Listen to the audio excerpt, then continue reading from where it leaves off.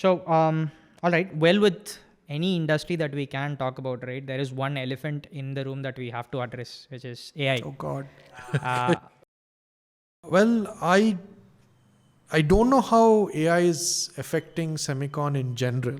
I'm not sure I have that visibility. There's a lot of hype about AI. There's a lot of talk about AI. But at the enterprise level, whether AI is solving problems which cannot be solved otherwise, is something which I'm yet to see, evidence on.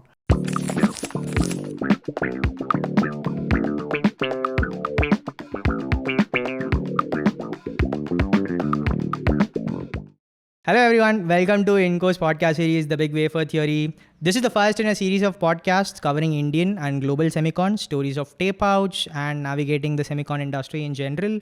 This is Ajith. I'm your host for the day. I'm the chief of staff here at INCORE. I help the founders with execution, a little bit of strategy, and a lot of operations.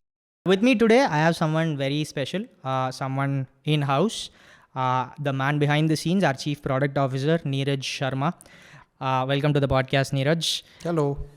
Niraj has over 25 years of experience working in varied geographies and in varied roles across the semicon industry. He's worked across a bunch of companies from industry giants like Intel to startups like BlueSpec and INCORE. At INCORE, he's currently leading product delivery, customer success, and is also building a cool new CPU IP that I'll let him talk about. Again, thanks for taking the time to be here, Niraj. Thanks, Ajith. Happy to be here. Yeah, let's get right into it. What led you to Semicon, Niraj, and what has kept you hooked with Semicon for the last 25 years or so? Yeah, it's been about 25 years now. I think it was by accident. I did my third year internship during university at a small company which happened to be building something on FPGA. Okay. And that was my first exposure to hardware description languages, HDLs, and I had to design a small FIFO. And I really liked that experience. It was a mix of logic and, clocks and all of that sort of stuff. And that helped me land my first job in the industry the following year, which was a national semiconductor. Okay. And then, I just stayed on from there. National Semiconductor, isn't that one of the first few semicon companies from Bell Labs? Well, no, not from Bell Labs, but yes, it was one of the early crop of semiconductor startups. Okay. In Silicon Valley. In fact, it was one of the companies which formed Silicon Valley in a sense back in the 1950s. And so it has a storied history and all of that. But obviously the center in India was much younger. Okay, you were working for National Semi from India? Yes. Okay. Most of my career has been in India, and that was in Bangalore, in fact. And so that was, a far younger setup.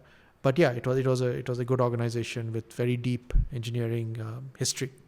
Nice. Yeah. Okay. So over this 2-decade-long career, actually, could you walk us through this career very quickly, if you may? And also, could you give us a fascinating project or two that you might have encountered? Yeah. Yeah, I think most of my career has been in India, most of it, in fact, in Bangalore. I've had brief stints in other geographies. I've like Israel, and then I've also supported customers in a few other geographies in Europe and the Far East. But I've mostly been based out of India. I think the industry has also changed a fair bit. Back when I joined, my first job was a national. We used to really struggle to make our mark in the organization by contributing significantly to projects and chips. I then joined Intel, which was starting a new server division. It was like a completely brand new team, and they were flying in some of their experts from the US who had decided to relocate, and they were hiring a bunch of local talent as well. So I was part of the local talent. So that was fun. It was also extremely challenging. So one of my most formative projects was to verify multi-core cache hierarchy for a Xeon part, a server part. Okay. And that was a huge jump in complexity compared to what I was doing at National. And while that had its own challenges, what it did teach me was it sort of made me quite fearless about complexity, because having seen that, I could handle other complexity. So then after Intel, I moved to analog devices. Had a very brief stint there because there I got exposed to a language called BlueSpec, which was this cool hardware description language, which completely promised to change the way hardware design was done, digital hardware design was done. And I was so taken by it that when they needed somebody to do field applications, I did a bit of a major shift in my career at that point, going from design engineering, which is what I was doing, to field applications, which is more customer centric. And so that's what I joined BlueSpec for. I was a field applications, and then I grew to do other stuff like business development, sales, and yes, core engineering as well. Stayed there for 15 years, which is a long stint. 15 years, yeah. Yeah, and BlueSpec was a startup. I think I got used to the whole startup way of doing things. Okay. And then INCORE just happened. I was once, I was meeting Gautam, one of the founders at INCORE, after a long time. Gautam and I were colleagues back at Intel. Okay. And, he said, we're funding, why don't you come on board? And that was that, actually. It was as simple as that. No. And a few conversations later, I was at INCORE. Nice. So this Xeon thing that you were talking about, when did the Xeon processor come out? Or was it, if you can just correlate it with one of the Windows OSs, was it during the XP times? Was it pre-XP 96? No, times? this particular project that I'm talking about started in 2002, time frame. And the part that was supposed to tape out was 2006 time frame. Eventually the part which did come out, I did not stay for that tape out. I had left by then, was around 2008, if I remember correctly. 2008? Yeah. Wow. So, but I was involved with some Intel chips. The Core 2 Duo family of processors, that I worked on that one. That was mostly on laptops. Okay. I'm pretty sure you have worked on a laptop with a Core 2 Duo. Maybe you haven't, you're too young. But yeah, if you're using your laptop in the noughties or early 2010s and on, you would have a Core 2 Duo on it. So that is my most successful chip, probably. Okay. Nice. Good to know, Niraj. So at BlueSpec, I remember you telling me once that you were doing both sales and IP development. Yeah. How does one come about that? Isn't that a little too taxing to be taking on both hats at the same time? I would definitely not recommend it as a career path. It just happened because BlueSpec was a startup. It needed to fill multiple roles, and it didn't have enough people. So I was hired for field applications, and business development grew a little organically from there because I was dealing with customers, and then you try to grow the customer pool, all of that. And I just naturally wanted to try sales as well, although sales is not typically an FAE function. But what also happened is when I joined BlueSpec, there was no Indian entity. Okay. So most people imagine that, you're joining an American company, it has an MNC structure, so you'll have everything set up in India and you just go to work. But in BlueSpec, I literally had to incorporate the Indian entity, handle all the legalities and all of that. So the job was a bit varied. And when BlueSpec did a pivot to RISC-V, initially BlueSpec was an EDA company and I was more like a application engineer there. But when it decided to do a pivot to RISC-V, because I had a CPU background, a CPU design background, I got into the core part of stuff. So in the end, I was doing a little bit of everything. Got it. Yeah.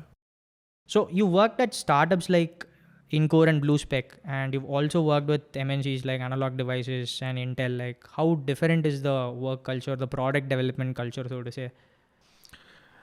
They're completely different. I mean, I think, and I'm not.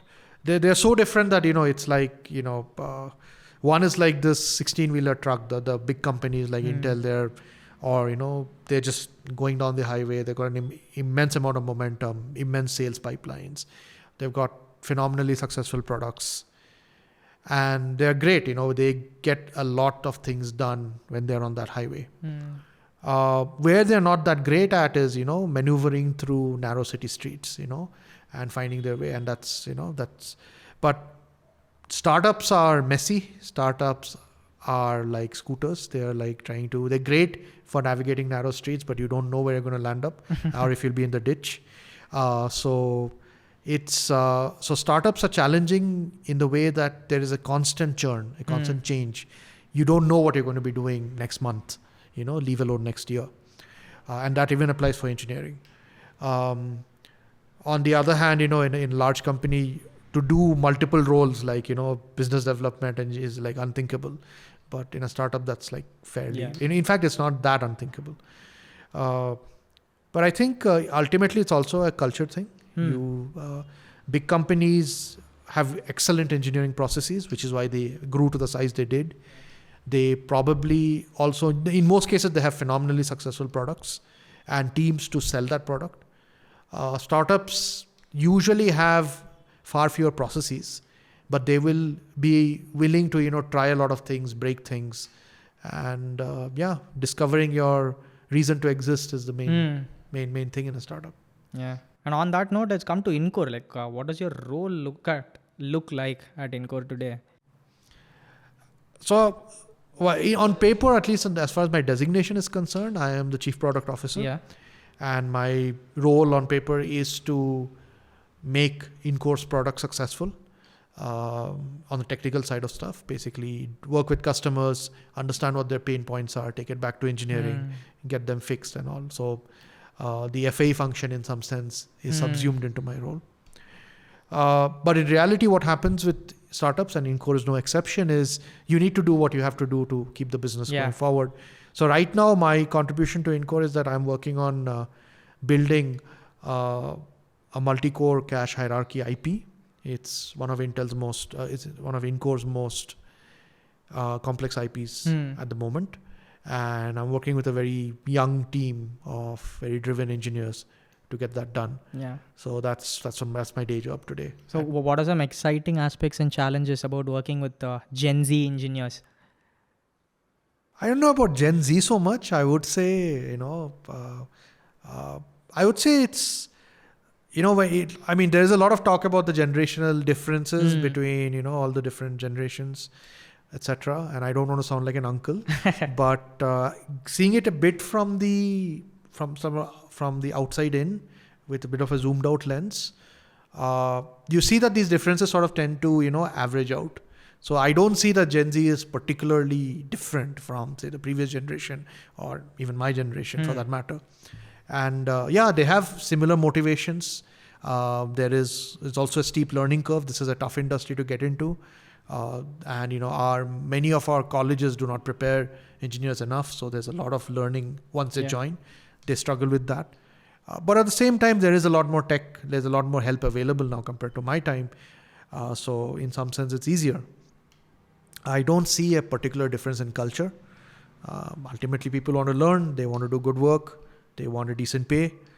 You give them those, they'll be happy. And I think that's sort of how it's been. Okay. So you've liked the experience so far? I like working with, young talent. Yeah. Talent 20 years younger than you. Yeah, well, don't need to rub that in. But it's been fun. I think sometimes they're definitely more energetic than I am on some days. And it's also a challenge to keep up because ultimately we are all engineers, so we respect engineering. So I can't expect to command respect unless I'm contributing to the project. So I think there's always, that keeps me on my toes. It makes sure that I need to contribute and learn and have something to give back to the project and shouldn't just be sitting there because, I'm older. So, yeah. Makes sense. Okay. So we've talked about your career. Let's now come to the industry in general, right? You worked across all of these different geographies. How do you think Semicon R&D is perceived and actually done compared to India, let's say? I think... let's take the examples of Asia where you worked, different Asian geographies that too. I know you've been to Japan. I know you've worked in Israel. You must know the US ecosystem because Blue Spec is from US. So maybe we can take points from these and compare it with where India is. I think the semi industry, the way I look at it at least, is divided into the mature geographies and the less mature geographies. We definitely fall in the latter, the less mature geographies. Okay. By mature geographies, I mean those who have had semiconductor companies for a while, of course, but also product companies. So where they are ultimately responsible for the final product that you have in your device or the device itself, right? Like for Korea, imagine a Samsung or a MediaTek, something like that.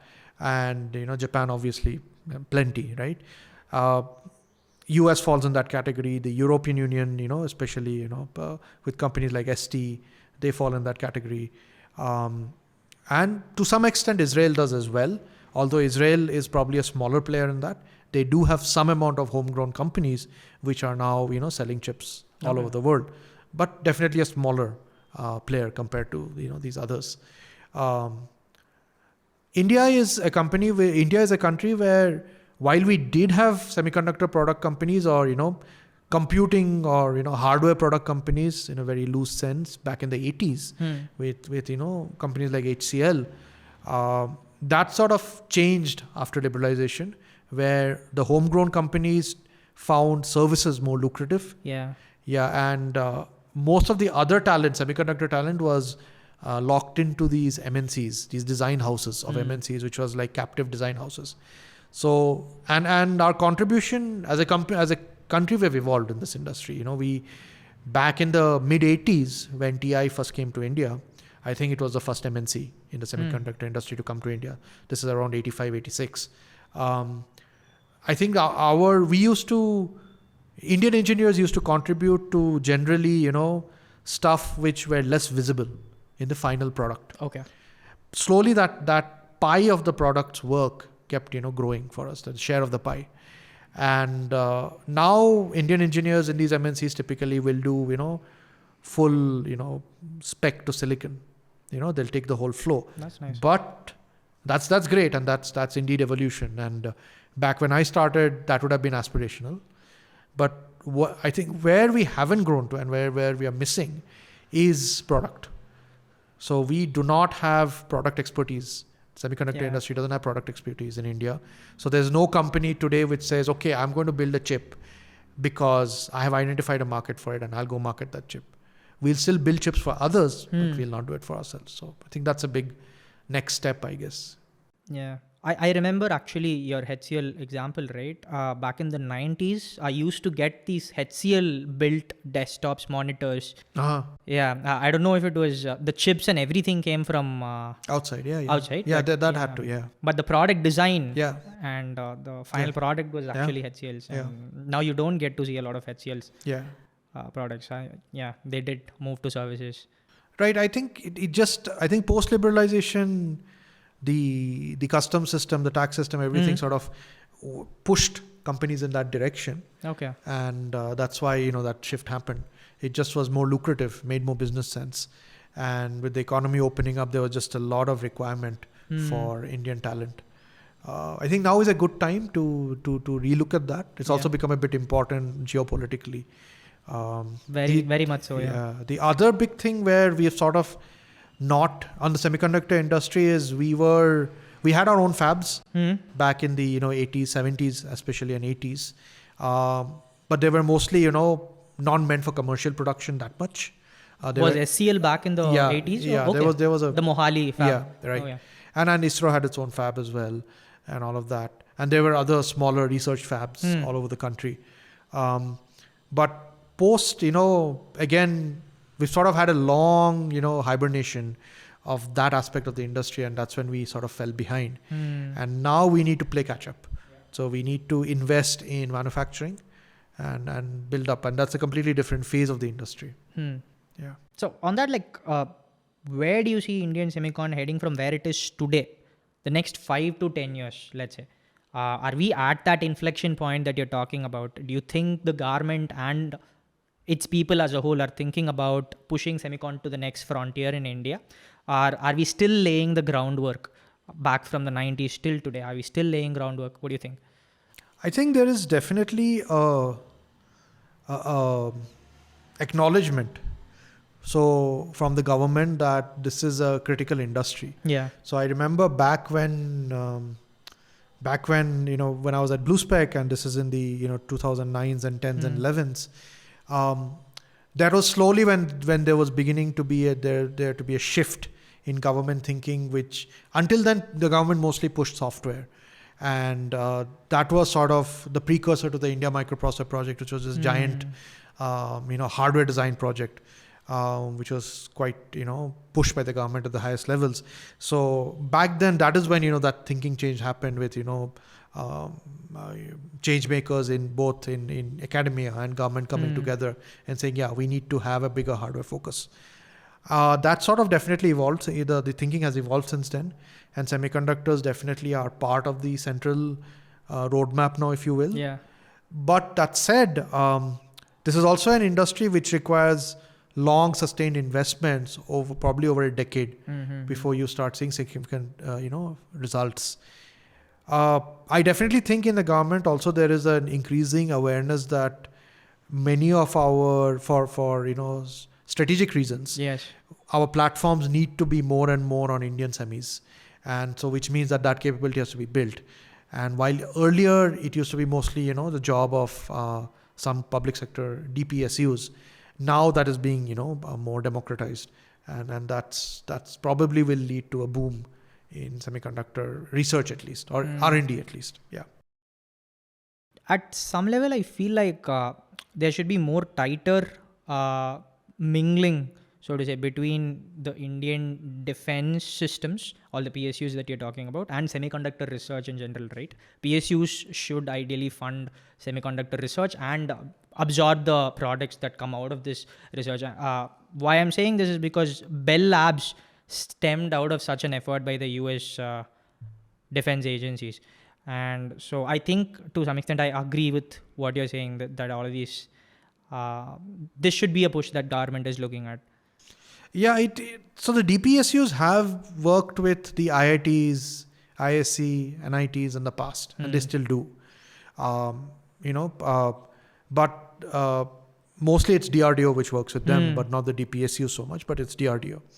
I think now what's increasingly seen is that to build certain capabilities, they want to open it to the private sector. And it would be nice to see those, but the problem again is ultimately for a startup, if you're a large private sector company, like your Tatas and the L&Ts, they have a different, model. But if you're a startup, ultimately cash flow is king, cash is king. So, you need to figure out how working with the strategic sector ties into, making cash flows which are feasible. So there are challenges there, but definitely there are opportunities. I mean, there is work to be done. Yeah. So it's a matter of, figuring out the right business model. Got it. So the next 5 to 10 years for Indian Semicon? I definitely think there will be continued growth. Okay. I think, so there was recently this announcement by IIT Madras that they have started this center for training fab professionals, right? And the Tamil Nadu government, I think, right? Yeah. So I think something like that is super interesting, because today, apart from a handful of IITs, nobody trains engineers who can work in a fab. Even then, it's almost, even in those IITs, there'll probably be 1 or 2, because our courses do not have hands-on time at a fab, right? So it's only theoretical knowledge. Maybe a couple of them get snapped up. They get to work in TSMC in Taiwan, and that happens, right? But mostly it's for simulations and stuff like that. It's not on the floor, right? So that definitely is an area. So I think having a research or a teaching only fab is amazing. It's a wonderful idea, and that is going to definitely create a pipeline of engineers to feed both Indian fabs in the future, as well as be talent which can go global.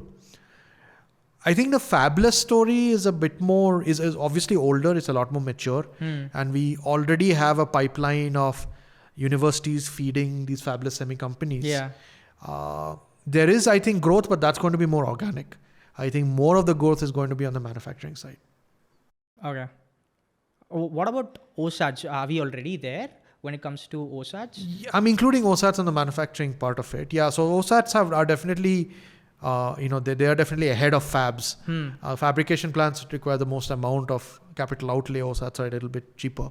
So OSATs are a likely, next step before we go all the way to fabs, which have a very, very different economy. Okay, so OSATs first, which we're already investing in, and then push to fabs. Yeah, I think there are already a couple of OSATs. There are. Yeah, which are come up with bigger ones being built.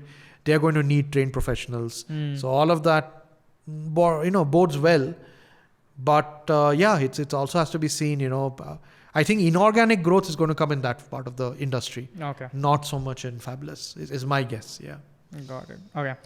So, all right. Well, with any industry that we can talk about, right, there is one elephant in the room that we have to address, which is AI. Oh God. How is AI affecting Semicon as we know today? How are we at INCORE, or specifically your team and your reportees, right? How are you folks using AI in your day-to-day life? It could be for Semicon development or otherwise. Well, I don't know how AI is affecting Semicon in general. I'm not sure I have that visibility. There's a lot of hype about AI. There's a lot of talk about AI. But at the enterprise level, whether AI is solving problems which cannot be solved otherwise is something which I'm yet to see, evidence on. I think I'm not saying that AI will not get better. It will, but right now, as it stands today, I think the way you prompt AI is just too imprecise for semiconductors. Okay, it may be it's good enough to create an article, a document, perhaps of a certain type, but it isn't good enough to create a design. Okay. So that's sort of that's my position on AI. As far as INCORE is concerned, INCORE has a very open attitude towards AI. We want to use AI where it makes sense. And I think the different teams have the flexibility to decide how best to integrate it into their workflows. At the MCS team, the multi-core cache hierarchy team, cache system team, I think the mandate is pretty clear that, we need to build this MCS IP. AI plays usually a role where, maybe there's a lot of tools that we need to build, which are very use and throw tools. Like we use it for debug, we use it, it has a fairly short shelf life. For such tools, some of my colleagues are using AI in the team to, quickly crank out some Python code. Because these are not long-lived tools, I think it's okay even if it, works most of the time. And we can just throw it and it saves, a couple of days of effort to build it. But I would still say our use is quite peripheral. Some of the other teams use it more heavily for sure. Yeah. Okay. So a couple of follow-ups here. So you mentioned churn out Python code. So how good is AI when it comes to churning out, let's say, software like Python versus like a hardware description language like BlueSpec or Verilog, right? Do you think it's at the same level? So I'm not an expert on this, so I can only give you what I see empirically. So I think empirically it's definitely better at a popular language like Python. So in general, the more popular the language is, the bigger the data set is that can train the LLMs. But Verilog should also, in some sense, probably needs to be popular, right? It's the only. Yeah, Verilog probably isn't too bad. I haven't tried Verilog because we use BSV. Okay. And because we use BSV, we have tried directly, churn out BSV, and that doesn't work too well. The code isn't great. And the reason for that is fairly simple. There is only that much BSV available in the open domain for it to train on. That can change. With Verilog, I'm sure it'll get better. With Python, it's already quite good. But I think there are bigger questions on how does engineering teams incorporate AI into their workflows. It's not a question of whether it can churn out Python code, but whether it can churn out Python code that you want, and how do you maintain it, and how do you expand on it, and so on. Okay. All right. Thanks for that insight, Niraj. So the next theme that we want to cover is targeted at, let's say, students and undergrad folks who are just joining this industry or want to join this industry, right? What are some bits and pieces of advice that you'd give to a fresher who is trying to find a job in this industry, or who's already started his career but wants to build a longish career, right? I think one of the things to note about this industry and is that it is ultimately electrical engineering. Okay, so it actually so the industry is very wide. It's very broad. Okay, and what I do, or what we do at INCORE is a part of it. Broadly, you can call it hardware, software, co-design. You can call it CPU design. You can call it digital design. So they're all different, but these are all in itself sections of this industry. Then there is a whole different field, analog, there is RF, there's mixed signal. Then there's, of course, devices, and then tomorrow there'll be fabs. So the industry is huge. I really am not in a place to probably, talk about all of it. But in the part that we deal with INCORE, which is broadly on the digital side of stuff and building SOCs and things like that, you need to have your electrical engineering basics and your logic basics down. So this is your second and third year double E courses typically. Okay. Have a sense for how computing works. So these are generally the basics that you got to get to understand. A lot of students tend to, because they see HDLs and HDLs today have got more abstract, they tend to write it like software first, but ultimately the cost model in hardware is very different from software. So you can't do good designs if you sort of stick to the software cost model. Okay. So you've got to understand that. You've got to understand how hardware works. I think the other important point is most of our undergraduate programs do not train you or equip you for a career in hardware design. So there's a lot of, many of our people who join us as well, we take them through a fairly intense initialization process where we initiate them into BlueSpec, into other aspects of hardware design. I think a master's is something which people should consider seriously if they want to stick on in this industry in an engineering capacity. It'll be great to do a few years of, work for a few years, understand what is it that, the industry does, and then go for your master's maybe. Yeah. Okay. That makes sense. So do you think India has the capacity today to absorb all of the freshers that are graduating from EE?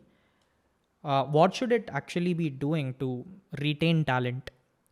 So you were mentioning MS, that's why I'm asking, do people do MS here? Do they have to look at MS abroad? I think I can tell you that the IITs offer excellent master's programs. They're good, they're cutting edge. They cover stuff which is very relevant to industry. Okay. I suspect the same is with most of the NITs, the triple ITs. These are the master students I've worked with, so I can vouch for that. There might be others as well that I'm unaware of. BITS Pilani in general is good. BITS Goa is good. So there are definitely good master's programs. The US ones, they tend to largely the curriculum is the same. I wouldn't say the curricula is fundamentally different, but the exposure might be different. The opportunities are potentially different. I think the fabless industry is going to see more organic growth. So if people are expecting that jobs in this industry are going to double or triple in the next couple of years, that's not going to happen. It's a more organic process. MNCs will continue to increase headcount if the economics make sense.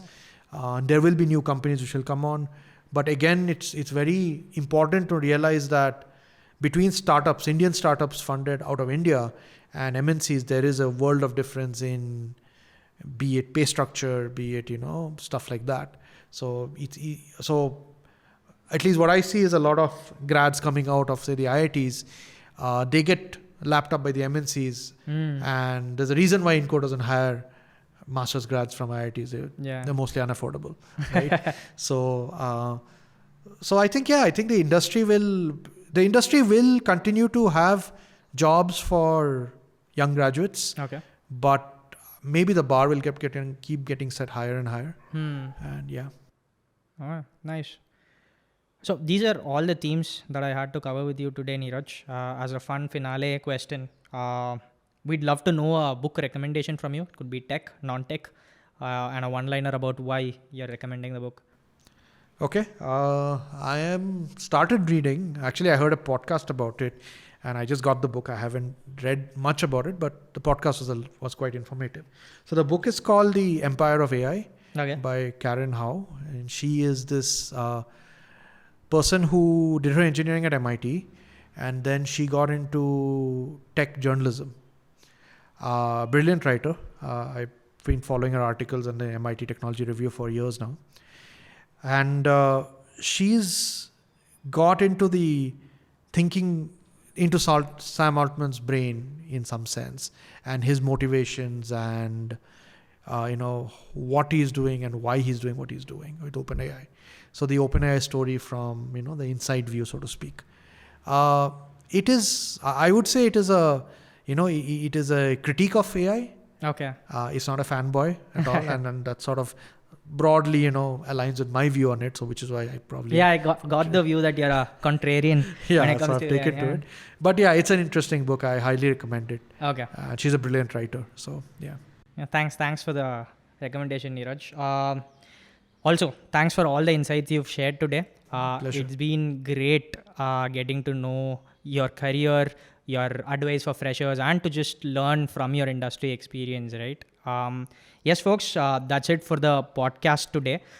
We have a few more podcasts lined up with a lot of interesting speakers and a lot of interesting topics around our previous tape out and our future tape outs. So stay tuned in.